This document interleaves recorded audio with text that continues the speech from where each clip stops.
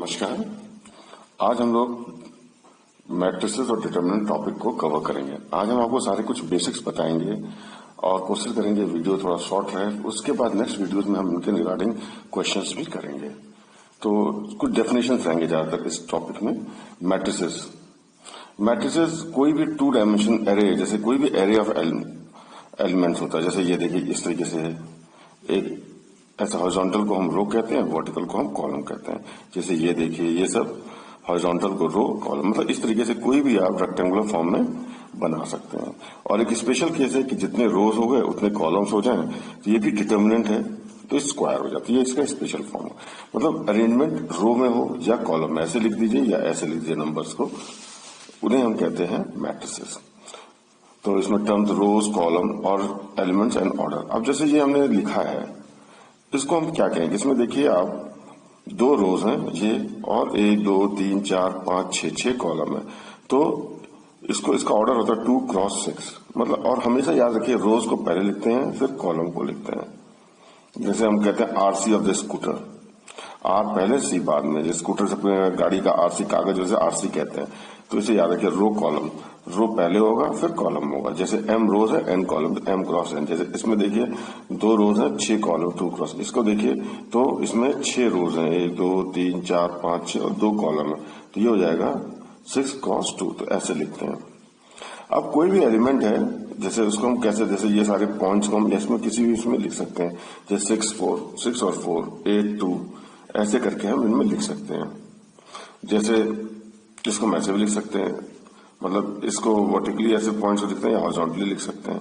तो इस तरीके से हम पॉइंट्स को रोज और कॉलम में लिख करके हम मैट्रिसेस बना सकते हैं। ये बहुत एलिमेंट्री चीजें। और किसी मैट्रिक्स को एलिमेंट को AIJ से रिप्रेजेंट करते हैं। ये मैट्रिक्स का सिंबल है AIJ एलिमेंट, ith रो jth कॉलम, ठीक है, ith रो jth कॉलम। जैसे मुझे 5 के बारे में बात करनी, इस 5 के बारे में, तो आप देखिए कौन से रो में, सेकंड रो में है और थर्ड कॉलम में। तो ये हो जाएगा IJ 2 3। अब जैसे मैं यहाँ के 5 की बात करूं तो ये देखिए थर्ड रो में है और सेकंड कॉलम में, तो ये हो जाएगा 3 2, पहले रो फिर कॉलम। अब मैट्रिक्स का order rectangular array of numbers of functions. ये नंबर्स भी हो सकते हैं इसमें दिया, ये फंक्शंस भी हो सकते हैं। अब 2 एलिमेंट्स हैं, 8 एलिमेंट्स हैं, उनके कितने पॉसिबल ऑर्डर्स होंगे, कैसे बनाएंगे आप? तो आपको रो और कॉलम चाहिए, दोनों नेचुरल नंबर्स में चाहिए, आप बनाइए। जैसे एक 1 4 नहीं हो सकता क्योंकि 4 into 1 1। अब देखिए कितने एलिमेंट्स होते हैं, रोज और कॉलम को मल्टीप्लाई कीजिए उतने नंबर्स आ जाएंगे। जैसे इसमें कितने एलिमेंट्स होंगे, तो 1 2 3 4 5 6 6 into 12 एलिमेंट्स होंगे। ऐसे इसमें 6 into 12 एलिमेंट्स हैं, तो हमें 8 है, तो हमारे प्रोडक्ट्स 8 आने चाहिए। तो कैसे हो सकता है 1 into 8 8 into 1, मतलब एक ही रो ले लें जिसमें 8 एलिमेंट, एक ही कॉलम लें जिसमें 8 एलिमेंट, हो सकता है 4 into 2, 4 रो 2 4। तो इस तरीके से हम बना सकते हैं। अब ये नहीं 2 2 2 कर सकते, क्या 2 ही चीज आनी चाहिए, 2 नंबर्स का प्रोडक्ट होना चाहिए। अब टाइप ऑफ मैट्रिक्स देखते हैं, column matrix, row matrix, square matrix. Column matrix होता है केवल एक कॉलम, मतलब जैसे यहां हमने 2 कॉलम है, एक ही कॉलम होता है, तो इसे हम कहते हैं कॉलम मैट्रिक्स। मतलब एक कॉलम, रोज कितनी है उससे मतलब नहीं, एक ही कॉलम। रो मैट्रिक्स मतलब केवल एक रो हो, जैसे इसमें 2 रो, एक ही रो, ये इसको मिटा दे तो ये बन जाता है 6 8 3 1 4, ये हमारा रो मैट्रिक्स बन जाता है। कॉलम कितने भी इससे मतलब नहीं है, मतलब रो में हमें कॉलम से मतलब नहीं, कॉलम में हमें रो से मतलब, लेकिन दोनों में, कॉलम मैट्रिक्स में एक ही कॉलम होगा, रो मैट्रिक्स में एक ही रो होगा। स्क्वायर मैट्रिक्स, स्क्वायर मैट्रिक्स में क्या होता है कि जितने नंबर ऑफ रोज होते हैं, जैसे 1 2 3 रो है तो 3 कॉलम है, रोज और कॉलम बराबर होते हैं। और केवल इन स्क्वायर मैट्रिक्स में ही डायगोनल होता है। देखिए ये इसको डायगोनल कहते हैं, और इस डायगोनल को लीडिंग डायगोनल कहते हैं। वैसे डायगोनल तो इधर वाला ही बन जाएगा, लेकिन नहीं, इसको हम लीडिंग डायगोनल कहते हैं। और डायगोनल की खास बात क्या है, इसमें जो नंबर ऑफ रोज और कॉलम को एलिमेंट, देखिए इसको कैसे, जैसे हमने यहाँ सीखा था ना, तो इसको लिखेंगे A11, इसको क्या लिखेंगे A22 A33, मतलब थर्ड रो थर्ड कॉलम में। तो इसमें जो डायगोनल एलिमेंट्स हैं उनके I और J दोनों बराबर होते हैं। तो यहाँ पे 1 8 -1 डायगोनल एलिमेंट होता है, और डायगोनल केवल स्क्वायर में होते हैं। तो हमने ये चीज देख ली, या उसको मत इससे मिस कर दीजिएगा कि जो हमने जो कोऑर्डिनेट ज्योमेट्री में पढ़ा, स्क्वायर, ट्रेपेजियम, रेक्टेंगल, ये नहीं, यहाँ पे अलग है, डायगोनल स्क्वायर में होंगे, और इसको लीडिंग डायगोनल कहते हैं, और इस वाले को लैगिंग, मतलब अदर डायगोनल। तो लीडिंग डायगोनल से ही हमें मतलब होता है। अब इसके पास स्क्वायर मैट्रिक्स का ही एक स्पेशल केस है, डायगोनल मैट्रिक्स। मतलब स्क्वायर में ही डायगोनल का स्पेशल केस कैसा है कि डायगोनल्स में ही एलिमेंट होंगे, इक्वल हो या ना इक्वल, जैसे 1 2 5, और बाकी सब जीरो हो जाए। तो देखिए इसमें 9 एलिमेंट के ये ही 3 बचे हैं, बाकी सब जीरो है, तो इसको डायगोनल मैट्रिक्स कहते हैं। अब ये तीनों नंबर सेम हो जाए, जैसे 1 1 1 हो जाए, 2 2 2 हो जाए, 5 5 5 हो जाए, जैसे ये के तीनों सेम हो जाए, इसे कहते हैं scalar matrix.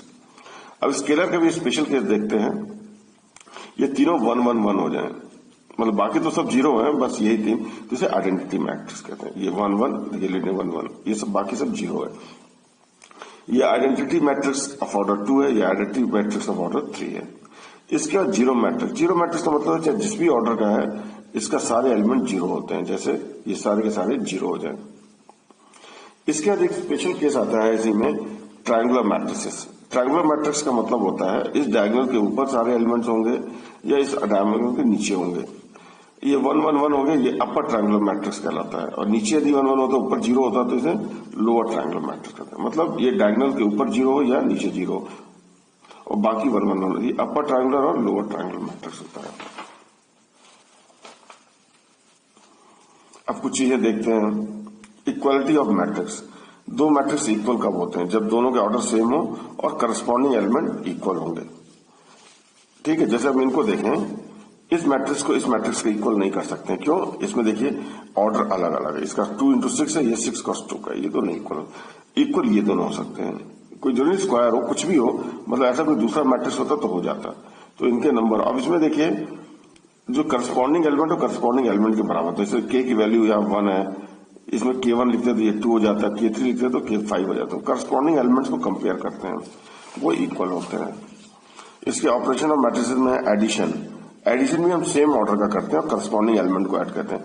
Multiplication of matrices, इसमें थोड़ा सा ध्यान दें, ये सबसे इंपॉर्टेंट है।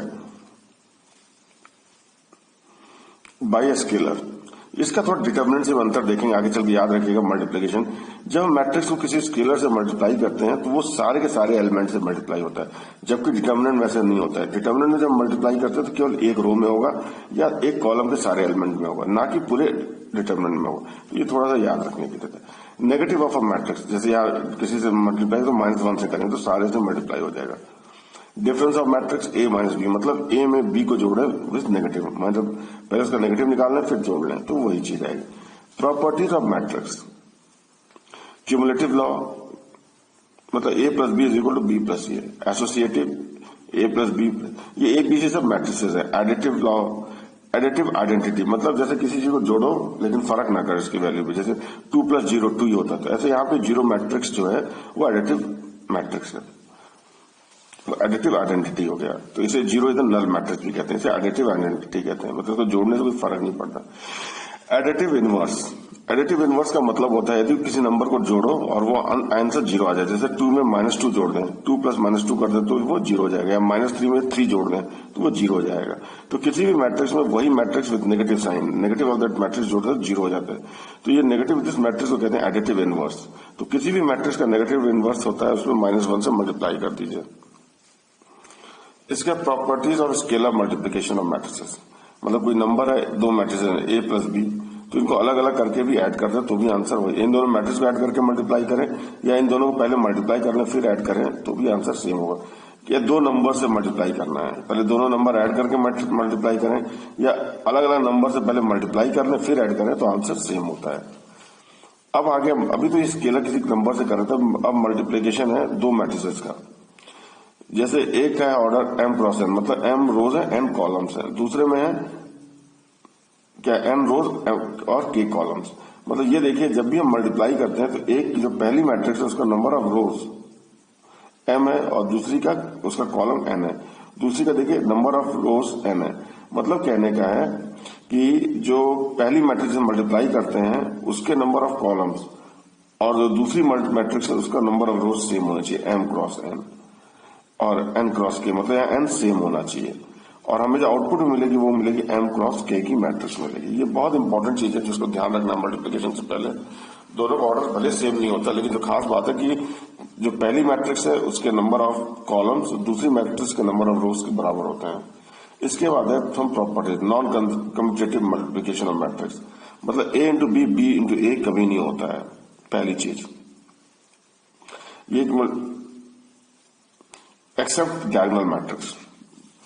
डायगोनल मैट्रिक्स का मतलब डायगोनल में एलिमेंट है, बाकी सारे एलिमेंट जीरो हैं।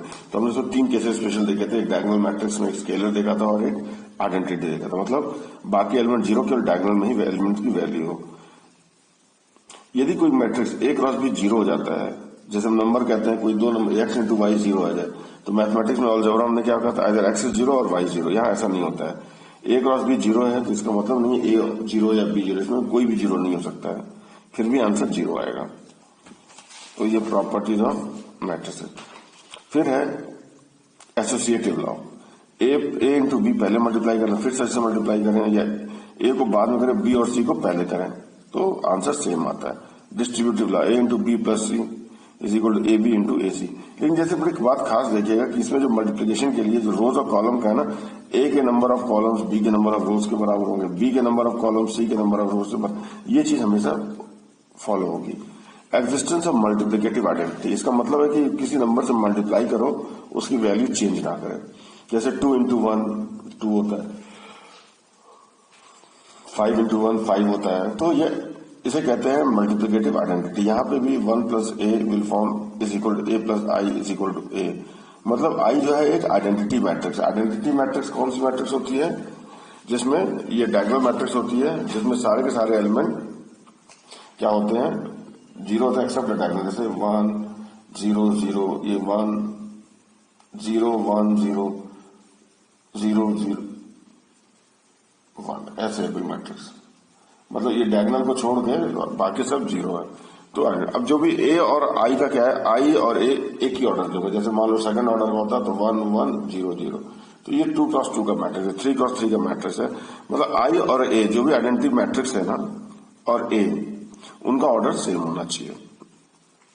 Transpose of a matrix, A dash या ए टू द पावर टी कर देते हैं, इसको ट्रांसपोज रिप्रेजेंट। हमें क्या करना है, ट्रांसपोज में interchange the row into column, जो रोज थी उसको कॉलम बना देना। ये एक एक क्वेश्चंस ऑब्वियसली ये बहुत एलिमेंट्री, इसलिए मैंने इसको लिखा है ताकि आपको इजी नोट्स मिल जाए। ठीक है, अब प्रॉपर्टीज ऑफ ट्रांसपोज, यहाँ पे हमने सारे फॉर्मूले, ए ट्रांसपोज का ट्रांसपोज वो फिर ए हो जाता है। ट्रांसपोज का मतलब क्या होता है, नंबर रोज को, जिससे रोज है उसको कॉलम में लिखना। ठीक है, के ए डैश मतलब पहले कोई कांस्टेंट नंबर को ए से मल्टीप्लाई करें, उसका ट्रांसपोज ले, उसकी वैल्यू वही होगी जो ट्रांसपोज पहले ले फिर के से मल्टीप्लाई करें। ए प्लस बी का ट्रांसपोज होगा A transpose plus B transpose, और ए बी का ट्रांसपोज होगा बी ट्रांसपोज ए ट्रांसपोज। मतलब उल्टा हो जाता है ये, बस ये इंपॉर्टेंट चीज को देखिएगा। पहले बी ट्रांसपोज, यदि 2 3 और होते हैं, सी होता है, ए बी सी होता है, तो ये होता है C transpose B transpose A transpose. इसके बाद और कोई डेफिनेशन देते हैं, symmetric matrix and skew symmetric matrix. जैसे डायगोनल को हम वो मान लेते हैं मिरर है, तो ये मिरर की तरह काम करे, तो ये कहते हैं symmetric matrix. Square matrix is said to be symmetric if A dash is equal to A. मतलब इसका यदि ट्रांसपोज लेंगे √3 2 3 आ जाएगा, फिर इसका करेंगे तो 2 - 1.5 -1 हो जाएगा, फिर हम तीसरे का करेंगे तो फिर वही आ जाएगा 3 - 1 1। तो ए ट्रांसपोज और ए दोनों बराबर हो जाए, इसे कहते हैं स्क्यू, इसको कहते हैं सिमेट्रिक मैट्रिक्स। और इसको ऐसे देख के पता चल जाएगा, इसको डायगोनल में कुछ भी लिखा है उसको मिरर मान लीजिए, यदि एलिमेंट सेम है तो ये सिमेट्रिक होगा। स्क्यू सिमेट्रिक क्या होता है, A dash is equal to -a, मतलब नेगेटिव हो जाए। मतलब कहने का डायगोनल तभी भी मिरर इमेज होगा, लेकिन इसका जो माइनस टाइम मिरर, जैसे ये वाला है स्क्यू सिमेट्रिक, E - E हो गया, F - F G - G, इसके डायगोनल एलिमेंट सारे जीरो होते हैं। तो स्क्यू सिमेट्रिक की मैट्रिक्स का क्या है, इसका ए ट्रांसपोज -a के बराबर होता है, इसके डायगोनल एलिमेंट सारे जीरो होते हैं। कुछ थ्योरम देख लेते हैं। For N E square matrix A with real numbers element A plus A dash is a symmetric matrix. कोई मैट्रिक्स ले लीजिए, ए और ए डैश का सम सिमेट्रिक होता है, और ए - ए डैश स्क्यू सिमेट्रिक होता है। इस पार्ट से ऑब्जेक्टिव क्वेश्चंस काफी निकलते हैं, एक एक जो मैथ्स वो क्या कहते हैं 3 या 4 ऑप्शंस के साथ आते हैं। तो उसके लिए थ्योरम 1 मतलब ए प्लस ए डैश सिमेट्रिक होगा और ए - ए डैश स्क्यू सिमेट्रिक। सिमेट्रिक का मतलब है इस पूरे जो मैट्रिक्स बनेगा उसका ट्रांसपोज लेंगे तो वही आएगा, इनका वही मैट्रिक्स। ए - ए डैश जो मैट्रिक्स बनेगा उसका यदि आप ट्रांसपोज कीजिएगा तो माइनस टाइम्स इसकी वैल्यू होगी। तो इसलिए किसी स्क्वायर मैट्रिक्स एम को लिख सकते, कोई मैट्रिक्स है उसको लिख सकते हैं, जैसे ए है ए जो है सम है ए प्लस ए डैश, मतलब सिमेट्रिक मैट्रिक्स का और स्क्यू सिमेट्रिक दोनों के सम के बराबर है, उसका आधा कर दिए। 1/2 ए प्लस ए डैश मतलब सिमेट्रिक मैट्रिक्स प्लस 1/2 ए माइनस ए डैश मतलब स्क्यू सिमेट्रिक मैट्रिक्स। कुछ और पॉइंट देखते हैं। यदि कोई मैट्रिक्स हम पी लेते हैं जो सिमेट्रिक मैट्रिक्स है, तो पी पे कोई भी पावर डालना है तो वो भी सिमेट्रिक मैट्रिक्स होगा, ये खास बात है। यदि क्यू मैट्रिक्स लेते हैं जो स्क्यू सिमेट्रिक है, मतलब जिसका ट्रांसपोज माइनस टाइम्स होता है, तो क्यू के कोई पावर एन डालते हैं, Q to the power n, n positive integer. यदि एन इवन है तो वो सिमेट्रिक हो जाएगा और नहीं तो वो स्क्यू सिमेट्रिक हो जाएगा। अब एक और चीज देखना है, यदि जैसे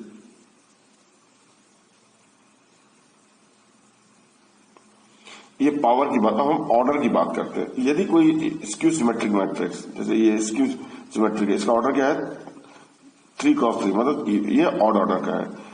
यदि ये 2x2 होता तो इवन ऑर्डर का होता, मतलब इतना ले लेते तो ये इवन ऑर्डर का हो जाता। तो जैसे ये ले लिया हमने, ये इवन ऑर्डर का होता, ये पूरा लेते हैं तो ऑड ऑर्डर का। तो यदि इवन ऑर्डर का है तो इसका जो डायग्राम वो वैल्यू आएगी, जैसे इसको वैल्यू निकालिए तो ई स्क्वायर आ जाएगा डिटर्मिनेंट का, तो वो हमेशा परफेक्ट स्क्वायर होगा। और यदि स्क्यू सिमेट्रिक है तो इसका आंसर 0 आएगा। इस पूरे ऑर्डर है ना, तो इसका डेल्टा निकालेंगे तो 0 आएगा। और यदि सिमेट्रिक है, मतलब ये स्क्यू सिमेट्रिक मैट्रिक्स की बात कर रहा हूं, ये इसका पावर ऑड है, ऑर्डर ऑड है, तो ये क्या होगा, ऑड ऑर्डर है तो ये हमेशा 0 होगा। और यदि इवन ऑर्डर 2x2 का है तो ये हमेशा किसी नंबर का परफेक्ट स्क्वायर होगा।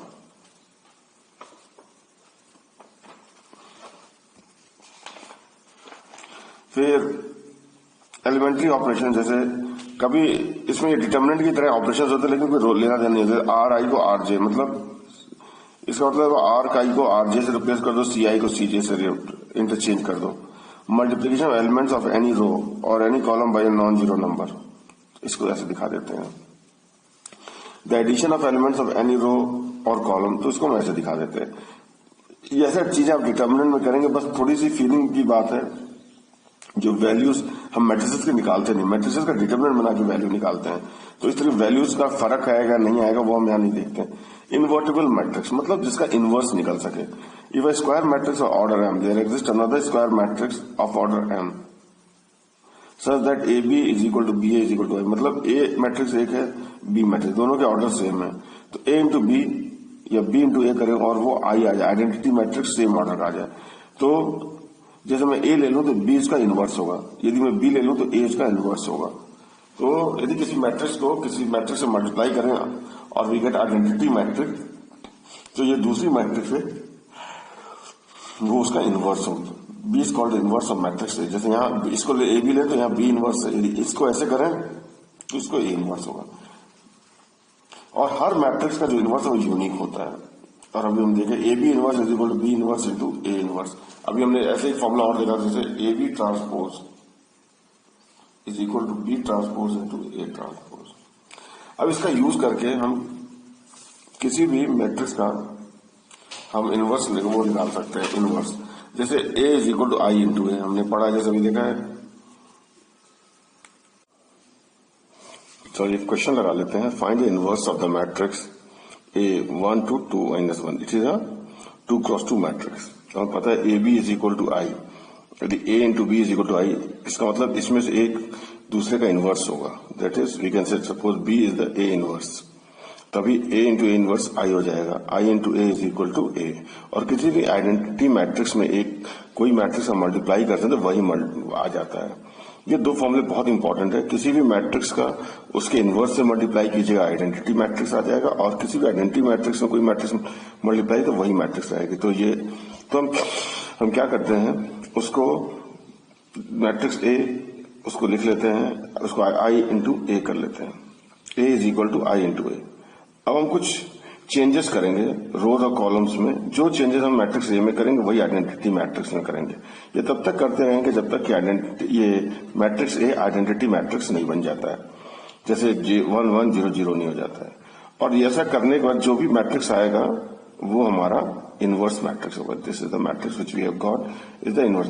अब जब भी हम ये करेंगे, जैसे मान लीजिए हम केवल दो ही प्रोसेस, रो के साथ कर सकते हैं या कॉलम के साथ। एक बार में केवल एक ही प्रोसेस करें, मतलब एक बार मतलब एक कोई बार क्वेश्चन सॉल्व करेंगे तो चाहे हम रो ही यूज करें सारी या खाली कॉलम यूज करें, ये नहीं कि आधे में रो आधे में कॉलम जैसे हम डिटर्मिनेंट्स में करते हैं। तो इसमें याद रखिएगा इस चीज को।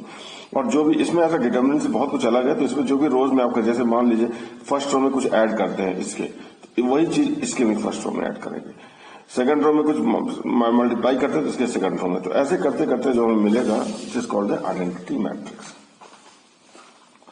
तो अब हम देखेंगे, अब कुछ डिटर्मिनेंट्स के बारे में देख लेते हैं, ये नेक्स्ट टॉपिक है। और इसमें भी आगे चल के हम मैट्रिक्स और डिटर्मिनेंट्स दोनों के जो कंबाइंड होंगे उनको भी देख लेंगे। तो डिटर्मिनेंट सभी मैट्रिसेस का तो नहीं होता है, केवल स्क्वायर मैट्रिसेस का होता है, जैसे 2x2, 3x3, 7x7 इस तरीके का होगा। तो मतलब दोनों रोज और कॉलम बराबर हो, स्क्वायर, और उसको डेल्टा या मॉडुलस वाले सिंबल में ही रखे। मतलब यहाँ बहुत confusion, it is not modulus, it is determinant sign. एक है मैट्रिक्स है, ये लाइन लगाने का डिटर्मिनेंट है, और खाली ये लिखा हो तो मैट्रिक्स समझिए, ये इसमें थोड़ा सा कंफ्यूजन रह जाता है। और इसको इवेल्युएट करते हैं इस तरीके से, ए बी, जैसे ये हो जाएगा A D minus B C. Expansion of higher order determinant, ये जितने भी ऑर्डर का हो उसको तोड़ तोड़ के हम अल्टीमेटली सेकंड ऑर्डर में लाते हैं, तभी जाके वैल्यू, जैसे थर्ड ऑर्डर करते हैं तो इसको थर्ड ऑर्डर को सेकंड ऑर्डर में तक लाएंगे। जैसे इसको अकॉर्डिंग टू रो कर सकते हैं या एज पर कॉलम्स, किसी भी कॉलम से किसी भी रो के हिसाब से कर सकते हैं, अभी हम आगे इसको देखेंगे। Try to expand with respect to row और विद रिस्पेक्ट टू कॉलम, और इसमें थोड़ा ध्यान रखिए जिसमें ज्यादा जीरो हो वो वाले रो या कॉलम को उठा लीजिए। जैसे ये देखिए 1 2 4 -1 3 0 4 1 0, तो इसमें हम चाहें तो हम ये थर्ड कॉलम के उस पर हम ले सकते हैं। थर्ड कॉलम में क्या है, इसमें 2 जीरोस हैं, वरना हम चाहे किसी के हिसाब से कर सकते हैं। जैसे expansion with respect to the row 1, इस रो के साथ 1 2 4, तो 1 और बाकी इसको छोड़ करके इन दोनों को, मतलब फर्स्ट रो से हमने ले लिया तो इसको और इसको छोड़ देते हैं, तो 3 0 1 0 बचा। जिसका एलिमेंट लेते हैं वो रो और वो कॉलम हटा देते हैं। तो 3 into 0 1 into 0 this is minus plus minus plus. अब इसके आगे कौन सा साइन आएगा तो हम देख लेते हैं, जो एलिमेंट जहां पे है वो किस रो में, जैसे ये सेकंड कॉलम में है, फर्स्ट रो में, तो 2 + 1 कर लेंगे 3, तो -1 to the power 3, या फिर आप ऐसे रख लीजिए plus minus plus minus plus minus, ये ऑल्टरनेट प्लस और माइनस है, इस तरीके से आया कर लीजिए। या जैसे इसको मानना है ये कौन सा है, तो ये देखिए ये फर्स्ट रो का सेकंड कॉलम में है, फर्स्ट रो सेकंड कॉलम, तो रो और कॉलम जोड़ दिए 3 आ जाएगा, तो -1 की वो पावर लगा दिए, -1 to the power i + j, तो वो इसका साइन दे देगा, तो -264। तो इस तरीके से हम करेंगे तो ये आ जाएगा -52। अब बेटर होता है कि हम इसको, मैंने बताया जैसे इसमें लास्ट में कि जितना जीरो ज्यादा उसके हिसाब से एक्सपेंड कर लीजिए, तो इसके हिसाब से करें थर्ड कॉलम, तो 4, तो इसको हटा देंगे तो ये हो जाएगा 4। अब इसका साइन देख लेते हैं, प्लस माइनस प्लस, तो +4 ही रहेगा, इसको हो जाएगा -3, ये -1 into -1 और -3 into 4 या 4 into 3, जो भी कर लीजिए बात वही है, तो ये जाएगा this is the value that is -52। अब जिस तरीके से भी करेंगे तो वो आएगा। कुछ प्रॉपर्टी ऑफ डिटर्मिनेंट देख लेते हैं। The value of determinant is unchanged if row and columns are mutually interchange. जैसे किसी मैट्रिक्स का ए है और उसका ट्रांसपोज A', तो दोनों मैट्रिक्स के डिटर्मिनेंट की जो वैल्यू होगी वो सेम होगी। डिटर्मिनेंट की वैल्यू एक स्केलर क्वांटिटी है।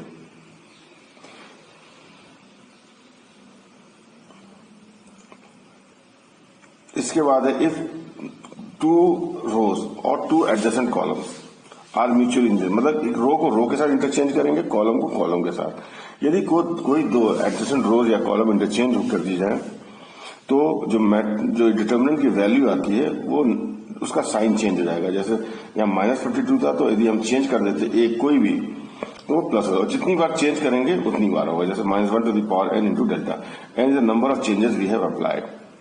एडजेसेंट रो और एडजेसेंट कॉलम, और कुछ नहीं कर रहे हैं। इफ एनी 2 रो और 2 कॉलम्स ऑफ डिटर्मिनेंट आइडेंटिकल और has bear a constant ratio, identical हो मतलब सारे एक ही नंबर हो, या जैसे 1 2 4 6 है, अगला है 4 8 12, तो आप देखिए कि हर एक में एक कॉमन रेशियो है 2 टाइम्स का, तो आप इसको वो भी 0 होते हैं, और ये सारे एलिमेंट 0 तो भी 0 होगा। तो सारे एलिमेंट सेम हो, सारे एलिमेंट करस्पॉन्डिंग एलिमेंट में रेशियो सेम हो, या सारे एलिमेंट 0 हो, तो डिटर्मिनेंट की वैल्यू 0 है। If each element of a row और column is multiplied by k किसी कांस्टेंट, तो value of determinant will become k times the value of determinant. जो पहले आती थी उससे k टाइम्स होगा। यदि किसी एक रो में यदि सारे में कर दें तो k to the power n times हो जाएगा, जो कि ऑर्डर ऑफ द डिटर्मिनेंट होगा। चलिए एक रो में करते हैं मल्टीप्लाई या एक कॉलम में, तो डिटर्मिनेंट की वैल्यू k टाइम्स हो जाती है। सारे एलिमेंट में करना होता है। If the elements of the row और column or determinant is expressed in sum of 2 or more terms, then the determinant can be expressed sum of 2 or more determinants. If to each element of the row equimultiples of corresponding elements of another row are added, the value of determinant remains same. The same is true for the column also. ये सारा कुछ हमने आपके NCERT के book से उठाया है। In case कोई प्रॉब्लम हो तो आप हमसे पूछ सकते हैं, सबके प्रूफ भी वहां दिए हुए हैं। कुछ और देख लेते हैं। हम डिटर्मिनेंट्स का हेल्प करके हम एरिया ऑफ द ट्राइंगल भी निकाल सकते हैं। जैसे किसी ट्राइंगल के वर्टिसेस हैं x1 y1 x2 y2 x3 y3, किसी भी ट्राइंगल के वर्टिसेस हैं ये तीनों, तो इसका एरिया क्या होगा उस ट्राइंगल का, x1 y1 1 x2 y2 1 x3। इससे हम डिटर्मिनेंट की वैल्यू कैलकुलेट करेंगे जैसे अभी हमने किया था। अब ये नेगेटिव भी आ सकता है, पॉजिटिव भी, लेकिन हम पॉजिटिव लेंगे क्योंकि एरिया हमेशा पॉजिटिव होता है पहली चीज। अब इसके बाद क्या है कि यदि इसका एरिया डिटर्मिनेंट 0 हो जाए, मतलब वो तीनों पॉइंट कोलिनियर, क्योंकि इसका एरिया 0 होगा क्योंकि इसका बेस तो है, हाइट नहीं है, तो एरिया तीनों 0, तो तीनों पॉइंट्स कोलिनियर हो गए। अब इसका यदि मान लो हमें 2 पॉइंट दिया, तीसरा पॉइंट हम एक्स वाई ले लें, तो ये तीनों मिला करके इक्वेशन ऑफ लाइन दे देंगे और तीनों कोलिनियर 0, डिटर्मिनेंट 0 हो जाएगा। तो हम इस तरीके से इससे हम एरिया द ट्राइंगल कोलिनियरिटी भी प्रूव कर सकते हैं और इक्वेशन ऑफ लाइन भी निकाल सकते हैं। ठीक है। अब इसके बाद माइनर एंड कोफैक्टर्स। माइनर और कोफैक्टर्स, जैसे किसी एलिमेंट का बस ये माइनर में विदाउट साइन होता है, कोफैक्टर विद साइन हम लगा लेते हैं। अभी क्या है वो भी हम बता देते हैं। अब वैल्यू ऑफ डिटर्मिनेंट कैसे निकालते हैं, वो होता है कोई भी एलिमेंट ले लें और उसका करस्पॉन्डिंग कोफैक्टर से मल्टीप्लाई करते हैं और सबको जोड़ दें। जैसे मैं x1 y1 1 है ना, तो x1 into its cofactor plus y1 into its cofactor 1 into its cofactor, इसको तीनों को जोड़ दें तो हमारा डिटर्मिनेंट की वैल्यू, या हम ऐसे ले लें x1 into its cofactor plus x2 into the cofactor plus x3 into its cofactor, तो इसकी वैल्यू आ जाएगी। यदि इसके अलावा यदि मैं इसके कोफैक्टर्स को दूसरे के साथ जोड़ूंगा तो आंसर 0 आएगा। जैसे करके देखिए 1 2 3 4 5 6 7 8 9, जैसे ये है। अब मुझे इस माइनर 1 का निकालना है, तो सबसे पहले इस सर को हटा देते हैं, तो 5 6 8 9 बचा। इस डिटर्मिनेंट की वैल्यू और प्लस 1 का साइन ये देखना होता है, तो माइनर में हम साइन नहीं लेते हैं, तो इस डिटर्मिनेंट की वैल्यू हो जाएगी 5 into 9 minus 8 into 6, that is -3। अब माइनर ऑफ 2 निकालना है, तो इस कॉलम को इस रो को हटा दें, तो 4 6 7 9, तो 4 into 9 7 into 6, 4 into 9 minus 6 into 7, तो ये आ गया -6, तो ये माइनर हो गया। लेकिन इसमें मैंने इस पोजीशन की साइन का यूज नहीं किया। यदि मैं साइन का भी यूज करूं, जैसे मैं 1 का निकालता, तो 1 किसमें, फर्स्ट कॉलम फर्स्ट रो में, तो ये हो जाता है -1 to the power 1 plus 1 that is 2, ये पॉजिटिव होता है, जैसे पॉजिटिव नेगेटिव पॉजिटिव करते 1 का तो पॉजिटिव होता है, तो ये हो जाएगा ये -3 तो -3 रहेगा, मतलब इस केस में माइनर की वैल्यू आ जाएगा। अब मान लीजिए मैं 2 का निकालता, 2 पे क्या है, first row second column 2 plus 1 3 minus हो जाएगा, तो जो भी वैल्यू आएगी माइनस, जैसे यहाँ पे -6 आया था तो इसमें -6 मल्टीप्लाई हो जाएगा तो +6 हो जाएगा। तो को फैक्टर में हम साइन ले लेते हैं। ठीक है। अब जैसे मुझे वैल्यू ऑफ डिटर्मिनेंट निकालना है, अब देखिए मैंने को फैक्टर ऑफ 3 भी निकाला है। 3 का को फैक्टर क्या है, प्लस माइनस प्लस, तो देखिए 3 का वैसे भी करें तो ये फर्स्ट रो थर्ड कॉलम है, 3 प्लस 1 4, तो it will be equal to -1 to the power 4, तो ये हो जाएगा +1, तो ये हो जाएगा 4 इंटू 5, 3 है ना, तो इस ये हटा देंगे तो ये हमें 4 इंटू 8 माइनस 7 इंटू 5, तो 4 8 32 7 5 35, तो -3 आ जाएगा। तो इस तरीके से हम को फैक्टर्स निकाल देंगे। 28 minus 35,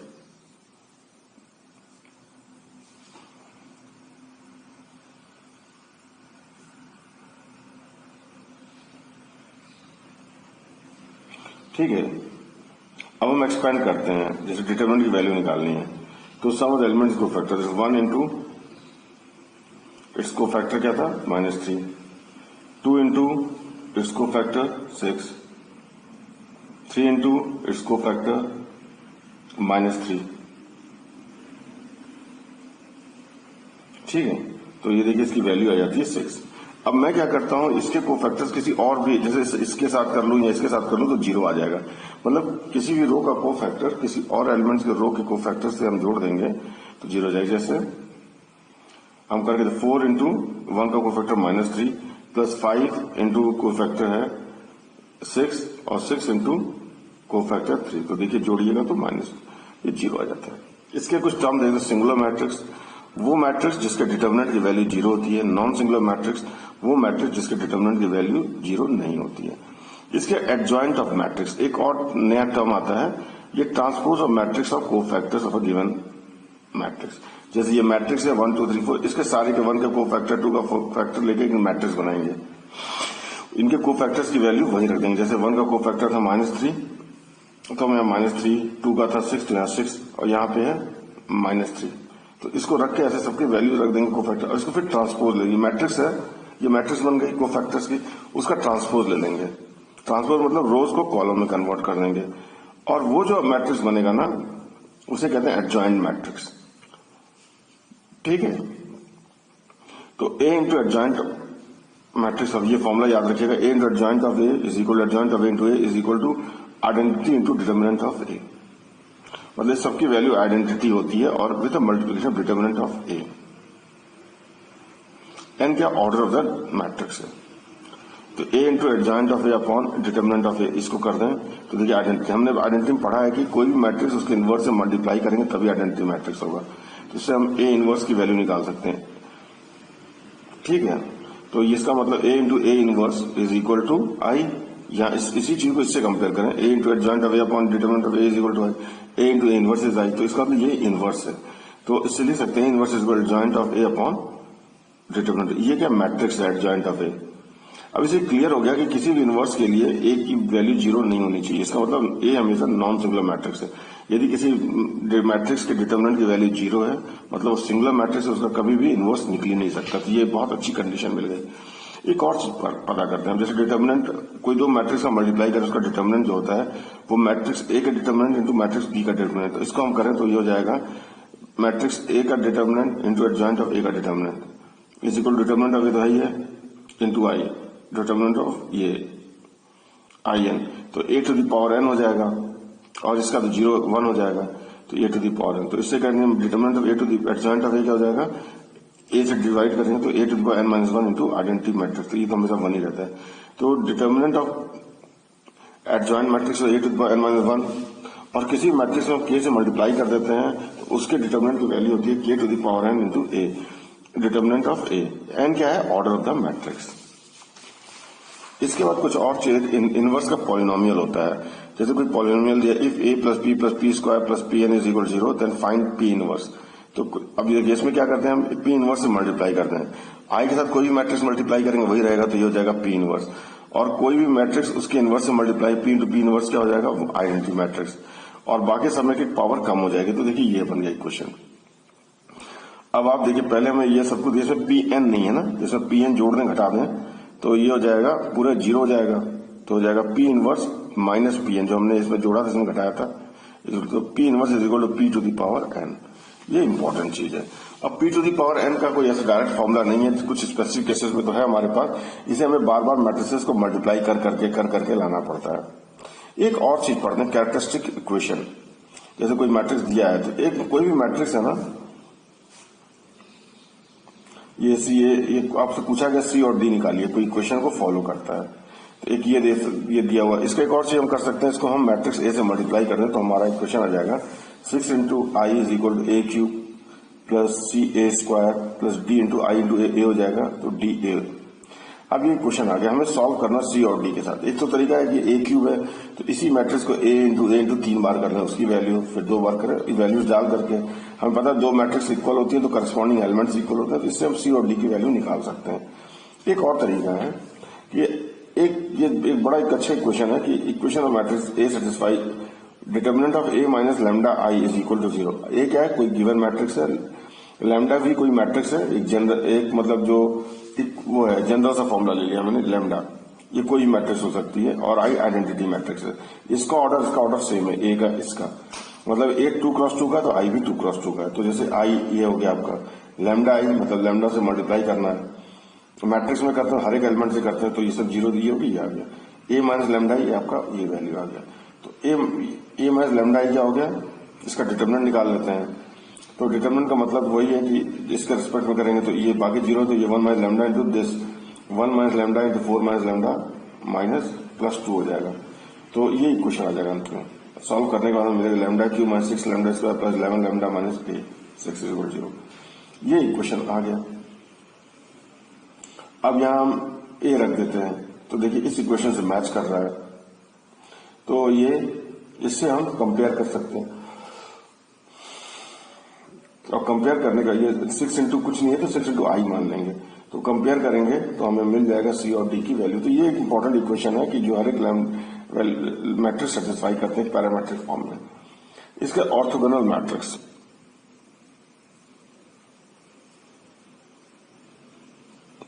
A into A transpose is equal to I. यदि कोई मैट्रिक्स है उसका ट्रांसपोज दोनों का मल्टीप्लिकेशन आइडेंटिटी मैट्रिक्स हो जाता है तो इसका मतलब ये ऑर्थोगोनल मैट्रिक्स है। इसमें determinant of A is equal to plus minus 1। Trace of X into X transpose. Trace का मतलब क्या होता है? The sum of the diagonal elements in voluntary matrix. जैसे ये सब एक टर्म समझना है हमें। If A square is equal to I, मतलब किसी भी मैट्रिक्स का खुद से मल्टीप्लाई करें, ए स्क्वायर निकालें, उसकी वैल्यू आइडेंटिटी मैट्रिक्स हो जाए। Idempotent matrix, if A square is equal to A और इसको स्क्वायर करने के बाद ए आ जाए, मतलब जैसे 1 का स्क्वायर करते 1 आ जाता है ना, तो उसे कहते हैं आइडेम्पोटेंट मैट्रिक्स। इसका काफी यूज होता है। अब जैसे एक जनरल सा क्वेश्चन दिया था, power of upper and lower. अब अपर और लोअर ट्रायंगुलर मैट्रिक्स में क्या होता है? कोई मैट्रिक्स जैसे ये 1 1 1 है, ये डायगोनल है, तो इसके ऊपर एलिमेंट लिखे हुए हैं, जैसे अपर, और बाकी नीचे डायगोनल के सब जीरो, जैसे तीनों जीरो, इसे अपर ट्रायंगुलर मैट्रिक्स कहते हैं। यदि इसका उल्टा हो जाए, मतलब नीचे एलिमेंट लिखे ऊपर जीरो जीरो, तो इसे कहते हैं लोअर ट्रायंगुलर मैट्रिक्स। तो कोई भी मैट्रिक्स अपर हो या लोअर हो और इसका power p to the power 5 निकालना, जैसे इसका p टू द पावर 5, मतलब मुझे 5 बार इसको मल्टीप्लाई करना है, p, फिर इसका p स्क्वायर आएगा, फिर एक और से मल्टीप्लाई p क्यूब। इसका एक डायरेक्ट खाली इसी में लागू होता है, या अपर हो या लोअर हो। तो ये है p टू द पावर 5 का जनरल फॉर्मूला जाता है, कोई भी एलिमेंट हो, जैसे ये ले लेते हैं ए बी 1 1 1, ये 0 0 एबीसी, तो ये देखिए वो डायगोनल में 1 है, इधर 0, इधर ये, तो ये कहलाएगा अपर ट्रायंगुलर मैट्रिक्स। तो p to the power n हो जाएगा, ये 1 1 तो वही रहेगा 0 0, यहाँ पे क्या आ जाएगा n इंटू ए, नीचे भी n इंटू सी, और इस वाले टर्म में जहाँ b है वहां आएगा n into n plus 1/2 into B. ठीक है, तो ये एक फॉर्मूला आ गया। अब जब इसको करें तो यहाँ आ जाएगा 2 इंटू 5 है ना, 2 इंटू 5, यहाँ क्या आएगा, यहाँ पे पहले क्या था 3 था, तो 3 इंटू 5, तो यहाँ हो जाएगा 8 into n into n plus 1/2, 5 into 6/2, तो ये आ गया आपकी वैल्यूज। इसके बाद कभी भी किसी मैट्रिक्स में डिटरमिनेंट में समेशन लगाना है। जैसे इसमें, जैसे अब देखिए वेरिएबल क्या है, आर है, तो जब भी कोई वेरिएबल है वो केवल आपको एक ही रो या एक ही कॉलम में मिलेगा। जैसे देखिए सारे के सारे फर्स्ट कॉलम में है, तो इसी पे लगे। तो डेल्टा आर यदि आपको दिया है, डिटरमिनेंट ये है, तो समेशन ऑफ डेल्टा आर इन सारे डिटरमिनेंट का सम होगा, बस इसमें आप समेशन लगा, summation R, summation 2r minus 1, और बाकी वो वैसे ही रहेगा। मतलब जब भी वेरिएबल होगा तो किसी एक रो में होगा, एक कॉलम में होगा। अब देखिए हमने जो उसमें पढ़ा सीरीज में, summation 1 is equal to n, summation n is equal to n into n plus 1/2, summation n cube is equal to n into n plus 1/2 का whole square, summation n square equal to, ये हमें formula याद होने चाहिए, तो थोड़ा easy हो जाता है।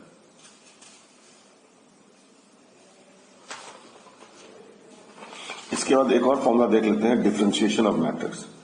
जैसे कोई डिटरमिनेंट है, वो सारे के सारे रोज और कॉलम फंक्शंस हैं, किसी अलग फंक्शन, जैसे f1 f2, जैसे ये x स्क्वायर है, ये x है, ये x क्यूब, तो अलग अलग फंक्शंस हैं x के। तो हमने f1 f2 इस तरीके e to the power x और कुछ भी हो, तो ये हमने लिख दिया है। अब मुझे, तो ये मैट्रिक्स जो है फंक्शन है x का, और हर रो के कॉलम के एलिमेंट भी फंक्शन है, सबके सब हो सकते हैं या कुछ हो सकते हैं। तो जब हम डिफरेंशिएशन करेंगे तो f डैश x इस तरीके से निकालेंगे। पहले रो का differentiation f1 dash x, f2 dash x, f3 dash, बाकी ऐसे छोड़ेंगे।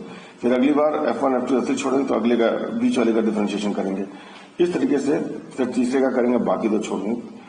तो ये हम डिफरेंशिएट करने का तरीका है। अब मान लीजिए डिफरेंशिएशन के बाद इस तीनों डिटरमिनेंट का वैल्यू सम करते हैं, 0 आ जाता है। इसका मतलब इसके 5x की वैल्यू 0, इसका डिटरमिनेंट जो है कांस्टेंट मल्टीपल है, वो क्या है, कांस्टेंट है। एक जानने के लिए और भी चीज जान लीजिए, product of determinant. The multiplication is similar to that of matrices. बस तो जैसे ए बी सी है, ये उसमें क्या करते हैं, इसका रो इससे करते हैं, तो यहाँ ए बी सी है तो पी क्यू आर से करेंगे। तो पहला एलिमेंट क्या हो जाएगा, A into P, B into Q, C into R, A into P, B into Q, C into. दूसरा रो दूसरे को, पहले रो को दूसरे से कर देंगे, AS BT CV, और ऐसे करते करते हम सबके निकाल लेंगे। तो ये कहलाता है प्रोडक्ट ऑफ द टर्म। अब इसका एक बहुत इंपॉर्टेंट टर्म है, वो है solution, system of linear equation. हम इसको दो तरीके से सॉल्व कर सकते हैं, एक क्रैमर रूल्स, ये भी हम डिटरमिनेंट में यूज करते हैं, साइमल्टेनियस, एक बाय मैट्रिक्स मेथड। अभी हमने देखा सबसे पहले जो मैट्रिक्स निकाल रहे थे, AX is equal to B, जो मैट्रिक्स मान लिया X वेरिएबल का मैट्रिक्स है, तो A into X is equal to B, तो X इज इक्वल टू क्या हो जाएगा, B बाई A, या A inverse into B, X is equal to A inverse into B। अब मुझे A का इनवर्स निकाल लें, तो इंटू B कर देंगे तो हमें मिल जाएगा। तो A इनवर्स हमने पढ़ा है, वो क्या होता है, adjoint of A matrix upon determinant of A, तो हमारा निकल जाएगा। अब जो भी ये प्रोडक्ट करके मैट्रिक्स आएगा, तो मैं करस्पॉन्ड, यही मान 2 क्रॉस 2 है, तो ये दोनों सेम होंगे, तो एक्स वाई जेड इधर होगा, इधर जो वैल्यूज आएंगे तो 1 to 1 मैपिंग कर देंगे, मतलब मैट्रिसेस में करस्पॉन्डिंग एलिमेंट सेम होता है। तो सबसे इंपॉर्टेंट चीज इसमें ए इनवर्स निकालना। ये इनवर्स थोड़ा सा महंगा, जैसे पहले हम इनवर्स के लिए हमें क्या चाहिए, इनवर्स निकालने के लिए हमने एक फॉर्मूला देखा था, वो ये था adjoint of A upon determinant of A. तो एडजॉइंट ऑफ ए का मतलब क्या होता है, मैट्रिसेस ऑफ ट्रांसपोज, ट्रांसपोज के कोफैक्टर्स का, कोफैक्टर निकालने का हमने तरीका देखा है, वो यहां से निकलेगा कोफैक्टर्स। तो इस तरह थोड़ा सा लेंदी तो है, लेकिन इस तरीके से हम निकाल सकते हैं। अब नेक्स्ट तरीका हमारे पास है क्रैमर्स रूल्स, हम इस तरीके से इसको देख सकते हैं। मैट्रिसेस का तरीका तो ये है, हम क्या करेंगे, जैसे AX is equal to B, तो हम लिख सकते हैं X is equal to B by A, मतलब A इनवर्स इंटू B, तो X is equal to A inverse into A inverse निकाल के B से मल्टीप्लाई कर देंगे, जो करस्पॉन्डिंग जो मैट्रिक्स आएगा, इधर X वाई जेड होगा, इधर भी जो मैट्रिक्स आएगा एक एक करके इक्वल कर देंगे। अब क्रैमर्स रूल्स की बात करते हैं। अब इसमें देखिए क्या है कि इसमें ये लीनियर इक्वेशंस हैं, इनका सॉल्यूशन ढूंढना है। तो यदि सॉल्यूशन है तो इसे कहते हैं कंसिस्टेंट, ये नहीं है तो उसे कहते हैं इनकंसिस्टेंट। अब सॉल्यूशन तीन तरीके से हो सकते हैं, तीनों के तीनों जीरो हो जाए। तो हम इसको आगे बढ़ाते हैं, तो हमने देखा कंसिस्टेंट इनकंसिस्टेंट समझ में आ गया। अब इसी चीज को और जो थोड़ी बहुत मान इसके टर्म्स के मतलब है उन्हें देख लेते हैं। तो हमने इसे तो ये देखा कि यदि सॉल्यूशन है तो सॉल्यूशन यूनिक हो सकता है, सारे जीरो हो सकते हैं, या इनफाइनाइट नंबर ऑफ सॉल्यूशन। इसको ऐसे समझिए कि जैसे ये दो लाइंस इंटरसेक्ट करें, एक यूनिक पॉइंट है, या सारे लाइंस दोनों एक के ऊपर एक कोइंसिडेंट लाइन, ये इनफाइनाइट नंबर ऑफ सॉल्यूशन, ये कभी नहीं मिलती हैं, ये कहलाता है नो सॉल्यूशन। अब जैसे ये जो पॉइंट ऑफ इंटरसेक्शन है यूनिक तो है, लेकिन ये हो सकता है ओरिजिन 0 ही हो जाए, तो दोनों एक्स और वाई 0 हो जाए, इसे ट्रिवियल सॉल्यूशन कहते हैं। ट्रिवियल एक स्पेशल केस है यूनिक सॉल्यूशन का। तो इस तरीके से हमें आंसर मिलेंगे। अब चलिए इसको सिंपल इस लाइन से सीखते हैं, लीनियर इक्वेशन से, AX is equal to B। इसी इक्वेशन से आगे चल के जब वेरिएबल्स ज्यादा होंगे तो हम ज्यादा निकाल लेंगे। AX is equal to B से हम स्टार्ट करते हैं, और इससे हमें ये पता चल जाएगा कि X is equal to B by A है, ऐसे हमारा हो जाएगा X is equal to delta X upon delta. ये चीज थोड़ी सी जानने की जरूरत है बस। तो AX is equal to B, तो X is equal to B by A, तो ये हमारा एक यूनिक सॉल्यूशन हो गया। और दोनों जी मतलब X is equal to B by A, तो एक यूनिक सॉल्यूशन हो गया। यदि फिर अब देखिए 0 into X is equal to 4, ठीक है, तो हम देखें X is equal to 4 upon 0, ये नो सॉल्यूशन, मतलब इन्फिनिटी आ गई, दिस नॉट सॉल्यूशन। नेक्स्ट है कि 4x is equal to 0, 4x 0 के बराबर, तो x क्या हो जाएगा 0, तो ये ट्रिवियल सॉल्यूशन कहलाएगा। एक और देखते हैं 0 into X is equal to 0, तो इसमें x की कोई वैल्यू रखिए, तो जिसको मल्टीप्लाई 0 से करेंगे इसका आंसर 0 आएगा, तो ये इनफाइनाइट नंबर ऑफ सॉल्यूशन। तो यही डेल्टा x के फॉर्म में भी दे सकते हैं, delta into X is equal to dx, ये इक्वेशन नंबर है, ठीक है। तो x is equal to dx upon d होता है इस फॉर्मूले से। अब यदि दोनों जीरो नहीं है, बस d is neither zero not dx is zero, तो वही हो गया x 3x is equal to 4, तो यहाँ एक यूनिक सॉल्यूशन आ गया। अब डेल्टा x इंटू dx ऐसे है जैसे ये, और डेल्टा 0 है जैसे इसको कंपेयर, तो x क्या हो जाएगा dx अपॉन 0, मतलब और dx 0 है नहीं, तो नो सॉल्यूशन। इन्फिनिटी मतलब कोई सॉल्यूशन नहीं है, नो सॉल्यूशन। अब इस तरीके का है, d भी 0 है और dx भी 0, x is equal to dx into d, तो दोनों 0 है, तो क्या हो जाएगा, इसमें कोई वैल्यू आप डालते रहिए, वो हर एक वैल्यू पे सेटिस्फाई करेगा, इनफाइनाइट सॉल्यूशन जो कॉन्स्टेंट लाइन। तो इसको कंपेयर करके हम थोड़ा सा समझ सकते हैं। अब यही लीनियर कॉन्सेप्ट का हम जो लीनियर इक्वेशन का जो कॉन्सेप्ट है 3 में कर सकते हैं। यदि 3 में तीनों की वैल्यूज अलग आती हैं, मतलब तीनों के तीनों जीरो नहीं होते, एक आध नॉन जीरो होता है, तो इसे कहते हैं यूनिक सॉल्यूशन। ये तीनों जीरो हो जाए इसे कहते हैं ट्रिवियल सॉल्यूशन। ठीक है, अब और कोई भी सॉल्यूशन नहीं आ रहा है, ठीक है, इनकंसिस्टेंट, तो ये सारी चीज देखते हैं। जैसे इसी को करते हैं D is equal to zero, D means ये वाला पार्ट जीरो है। अब डी एक्स जीरो हो सकता है, नहीं भी हो सकता है। नॉट इक्वल टू जीरो तो नो सॉल्यूशन। अच्छा, ये नॉट इक्वल डी जीरो है तो D X is equal to zero है, तो zero into X equal to ये वाला फॉर्म होगा infinite solution. Not equal to zero है तो zero into X is equal to 7, तो नो सॉल्यूशन, तो ये वाला पार्ट आ गया। अब देखिए डी जीरो है, मतलब हमारा ये जीरो है, ठीक है, और डी एक्स जीरो है तो जी 4x is equal to zero, तो जीरो मतलब ट्रिवियल सॉल्यूशन। यदि हमारा डी एक्स जीरो नहीं है और ये भी जीरो नहीं है तो हमारा यूनिक सॉल्यूशन। तो इस चीज को समझना है। If D is equal zero तो दो पॉसिबिलिटीज हैं, ए नो सॉल्यूशन की, एक इनफाइनाइट नंबर ऑफ सॉल्यूशन की। इनफाइनाइट सॉल्यूशन नहीं, इनफाइनाइट नंबर ऑफ सॉल्यूशन, मतलब एक। और D not equal to zero में देखिए एक सॉल्यूशन है ट्रिवियल सॉल्यूशन है और दूसरा है यूनिक सॉल्यूशन। तो इस तरीके से हम इसे कर लेंगे। अब साइमल्टेनियस इक्वेशन ऑफ 3 वेरिएबल्स, यहां से हम सीखते हैं और चीजें। तो ये आपके a1x plus b1y plus c1z equal d1, ऐसे करके हमारे पास 3 इक्वेशन है। इसका डी क्या होगा? यदि x y z के कोएफिशिएंट को लेके जो डिटर्मिनेंट बनता है उसको हम डी कहते हैं। जैसे a1 a2 a3 a1 a2 b1 b2 b3 ऐसे करके c1 c2 c3 ऐसे। तो ये आपका डिटर्मिनेंट बन गया। हम इनको कॉलम्स में ऐसे लिख लेंगे। अब dx लिखना है। dx में क्या करेंगे, ये जो x के कोएफिशिएंट्स हैं, ये जो लाइन बनी थी उसके लिए हम d1 d2 d3 लिख लेंगे। d1 d2 d3, बाकी ऐसे b1 b2 b3 c1। अब मुझे dy लिखना है, तो ये जो y का कोएफिशिएंट था उसके लिए हम d1 d, मतलब ये वाली जो लाइन है ना, इसको हटा करके हम ये d1 d2 d3 लिखेंगे। जैसे a1 a2 a3 तो वही हो गया, b1 की जगह हमें हटाना d1 d2 d3 c1। ऐसे मान लीजिए हमें डेल जेड लिखना है तो इस जेड को हटा के ऐसे कर लेंगे। और इसे ये आ गया x is equal to D X upon D, Y is equal D Y upon D. ये वाई इसके नीचे है, मतलब ये डी वाई एक ही टर्म है, डी वाई बाई डी और डी जेड अपॉन जेड, ये आंसर आ गया। इसी चीज को मुझसे मैच कर लेंगे। अभी क्या स्पेशल केस होता है इन इक्वेशन का, होमोजीनियस इक्वेशन। यदि हमारा d1 d2 d3 जीरो हो जाए तो a1x plus b1y plus c1z equal zero, a2x, इस तरीके से हमारे पास इक्वेशन आ जाए, इन्हें कहते हैं होमोजीनियस इक्वेशन। मतलब इनमें d1 d2। अब इसके यदि हम ये करें तो एक ये देखिए, जब dx निकालेंगे तो ये वाला ये सारा जीरो हो जाएगा, dy निकालेंगे ये टर्म पूरा जीरो जीरो कॉलम जीरो हो जाएगा, d3 में ये वाला कॉलम जीरो हो जाएगा। तो इसका मतलब डिटरमिनेंट की वैल्यू जीरो है। तो मतलब ऐसा करने पे होमोजेनियस इक्वेशन में हमारा कंडीशन क्या हो गया कि हमारा ये dx dy dz तीनों हमेशा जीरो है। अब बात आती है कि हम आगे कैसे करेंगे। तो हमारे तीनों के तीनों जीरो हो गए।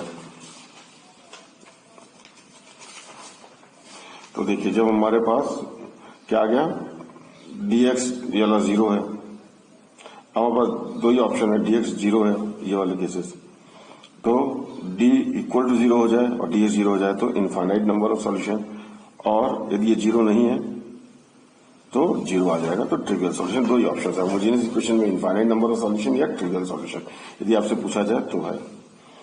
तो ये होमोजेनियस इक्वेशन का ये बन गया dx is equal to zero, मतलब d into X is equal to D X is equal to zero, D into X is equal to zero.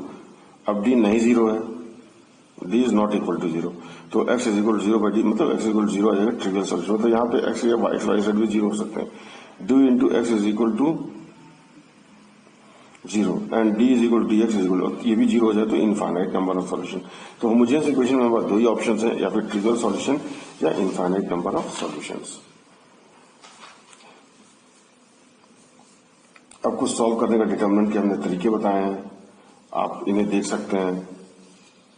आपका वो ले लीजिए, क्या कहते हैं, इसका स्क्रीनशॉट लेकर के आप इनको पढ़ सकते हैं। देखिए इन सबके आंसर जीरो आएंगे। आपके प्रैक्टिस के लिए कुछ क्वेश्चन दे दिया हमने। अब ये फॉर्मूले का है, आप इसको भी आप इसका स्क्रीनशॉट लेकर के अपना फॉर्मूले का वो बना सकते हैं पेज। जैसे ए बी सी डी, इसके 2x2 का मैट्रिक्स है, बिना उसके तो हमको एडजॉइंट ऑफ ए बनाना है, मतलब इन सबके कोफैक्टर्स चाहिए और उसका हमें ट्रांसपोज सीधे आप लिख सकते हैं ए बी है तो इसको चेंज कर दीजिए, डी ए हो जाएगा और इसमें माइनस साइन लगा दीजिए, तो इसको सीधे लिख सकते A into adjoint of A is equal to adjoint of A into A is equal to determinant of A into I N का ऑर्डर है जो मैट्रिक्स ए का ऑर्डर है। Adjoint of A B is equal to adjoint, तो देखिए जो transpose में हमने देखा, इनवर्स में देखा तो वही चीज है, adjoint of B into adjoint of A B inverse is equal to B inverse, ये फॉर्मूला याद रखना है। एडजॉइंट ऑफ ए का ट्रांसपोज होता है एडजॉइंट ऑफ ए का ले लीजिए पहले, फिर ट्रांसपोज ले लीजिए। Adjoint of A is equal to A to determinant A to n minus two into matrix है, ये determinant of adjoint of A to n minus one, सीधे फॉर्मूले इनको आपको याद रखना है। इनवर्स कैसे निकालते हैं, adjoint of A upon determinant of A, cofactors और minor, cofactors with sign है, माइनर विदाउट साइन, और साइन कैसे निकालते हैं, कोई भी एलिमेंट लेंगे उसके ऊपर साइन लगाएंगे, होता है -1 इंटू जिस रो और कॉलम में एलिमेंट है उनको जोड़ करके उसको पावर दे देंगे। आई इज इक्वल टू दिस, तो इसका डिटर्मिनेंट जो होता है ये आइडेंटिटी मैट्रिक्स का 1 होता है, I is equal to A I is equal to A X is equal to B, तो A X is equal to A inverse, ये हम उसमें निकालते हैं matrix method for finding the solution of a equation. तो x की value निकालनी है, अब जैसे ये x इसकी वैल्यू ये मैट्रिक्स इस मैट्रिक्स के बराबर, तो करस्पॉन्डिंग एलिमेंट बराबर होते हैं। p सिमेट्रिक मैट्रिक्स, इसका मतलब p dash is equal to p, और इसमें भी a is equal to p to the power n, मतलब कोई मैट्रिक्स a है जो p का पावर n है, तो n बार मल्टीप्लाई, तो वो भी सिमेट्रिक मैट्रिक्स होगा यदि a ट्रांसपोज माइनस a के बराबर है। जैसे इसमें पी ट्रांसपोज पी के बराबर था, ये माइनस टाइम्स है, तो ए स्क्यू सिमेट्रिक मैट्रिक्स होता है, और P is equal to A to the power N, मतलब की पावर है नॉट ऑर्डर, पावर एन है, तो पॉजिटिव एन पॉजिटिव इंटीजर है और वो ऑड है, तो ये स्क्यू सिमेट्रिक होगा। यदि एन पॉजिटिव इंटीजर है, इवन इंटीजर है, तो ये सिमेट्रिक मैट्रिक्स होगा पावर। ये और फॉर्मूला है, transpose to the transpose is equal to A plus B का transpose equal to transpose plus B transpose, K into A का transpose equal to K multiplied बाहर कर लीजिए, पहले ट्रांसपोज निकाल लीजिए। ये देखिए ट्रांसपोज, ये फॉर्मूला याद रखिएगा, ए बी सी का ट्रांसपोज उल्टा है, C transpose B transpose A transpose. Determinant of A transpose और ए का मैट्रिक्स सेम होता है। ये देखिए डिटर्मिनेंट मैट्रिक्स ए का पावर एन लेकर के फिर डिटर्मिनेंट की वैल्यू निकालिए, या डिटर्मिनेंट ऑफ ए निकाल के फिर पावर एन दीजिए, तो दोनों केस में आंसर सेम आएगा।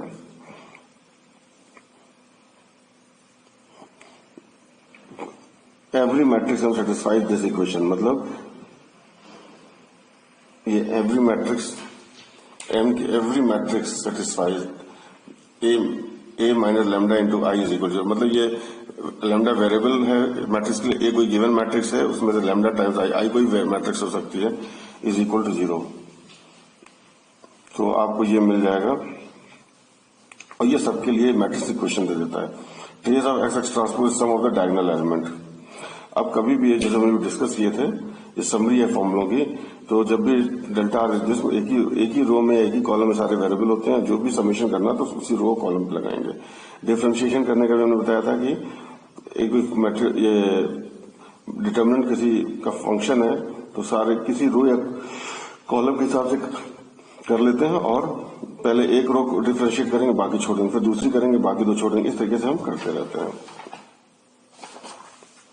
और ये फॉर्मूला सॉल्यूशन ऑफ इक्वेशन निकालने हमारे मैट्रिक्स मेथड और क्रैमर्स रूल है। और मैट्रिक्स मेथड में क्या X is equal to A transpose B, और इसमें तो ए ट्रांसपोज कैसे, ए इनवर्स कैसे निकलता है, adjoint of A upon determinant of A, adjoint of A upon determinant of A, और ये इसका मतलब डिटर्मिनेंट 0 नहीं होना चाहिए, मतलब ये नॉन सिंगुलर मैट्रिक्स का ही ट्रांसपोज निकलता है, उन्हीं केस में आप ये निकाल सकते हैं। फिर हमारा क्रैमर रूल है जिसको हमने डिस्कस किया है। और ये पेज में हमने मैट्रिसेस और डिटर्मिनेंट्स के कुछ फॉर्मूलों को एक जगह रखा है, और ये फॉर्मूले काफी यूजफुल होंगे। इसे आप अपने शॉर्ट लेकर के इसको प्रिंट आउट लेके या अपने आप फॉर्मूले बना करके इसे कहीं दीवार में पेस्ट करके इसे बार बार पढ़िए। मैट्रिसेस में टर्म्स थोड़े नए आते हैं, इसलिए थोड़ा सा कठिन सा चैप्टर लगता है, लेकिन ये चैप्टर बहुत कठिन नहीं है, बस आपको थोड़ी सी हिम्मत रखनी है और ये हो जाएगा। उम्मीद है आपको मेरे सारे वीडियोस अब पसंद आ रहे होंगे और आपको पढ़ाई में भी मदद कर रहे होंगे। फिर भी यदि आपको कोई स्पेसिफिक टॉपिक पे कुछ पूछना है तो आप हमसे वीडियो चैटिंग करके या इसी पे आप अपना मेल भेज करके पूछ सकते हैं, कमेंट बॉक्स में लिख करके। आपसे रिक्वेस्ट है कि आप मेरे वीडियोस को लाइक करें, शेयर करें, सब्सक्राइब करें, ताकि और भी लोगों को इसकी मदद मिल सके। साथ में आपको जब भी कोई नया वीडियो डालूं तो आपको पता चल सके। धन्यवाद।